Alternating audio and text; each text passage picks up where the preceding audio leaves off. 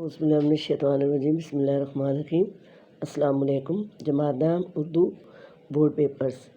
آج جو ہے میں آپ کو نظم کی اقسام بتا رہی ہوں اشعار کی تعداد کے لحاظ سے، یعنی کس نظم میں کتنے اشعار ہوں تو اس کا کیا نام ہوتا ہے۔ تو سب سے پہلے جو ہے وہ مثلث ہے۔ مثلث ایسی نظم کو کہتے ہیں جس کے ہر بند میں تین مصرے ہوں، ٹھیک ہے، اور تینوں مصرے ہم قافیہ و ہم ردیف ہوتے ہیں، ٹھیک ہے۔ نمبر 2 پہ ہے رباعی اور مربع۔ رباعی اور مربع دونوں جو ہیں وہ عربی زبان کے لفظ ہیں۔ رباعی کا مطلب بھی 4 ہے اور مربع کا مطلب بھی 4 ہے۔ شاعری میں یہ نظم کی ایسی قسم ہے جس کے ہر بند میں 4 شعر 4 مصرے ہوتے ہیں۔ اچھا، پہلے بند کے چاروں مصرے ہم قافیہ ہوتے ہیں۔ رباعی اور مربع دونوں عربی زبان کے لفظ ہیں، یہ میں پہلے بھی آپ کو بتا چکی ہوں۔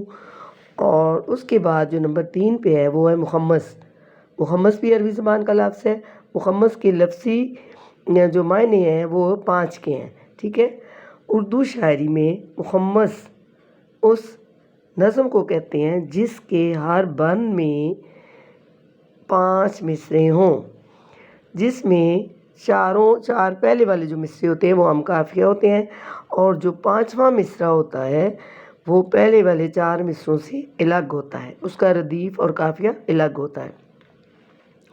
نمبر 4 پہ ہے مسدس۔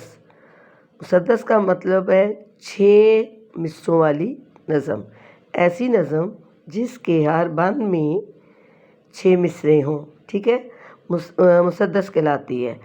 اور اس کے بعد اس نظم کے پہلے 4 جو مصرے ہوتے ہیں وہ ہم قافیہ و ردیف ہوتے ہیں، جبکہ 2 مصرے پہلے 4 مصروں ان کے ردیف قافیے سے مختلف ہوتے ہیں۔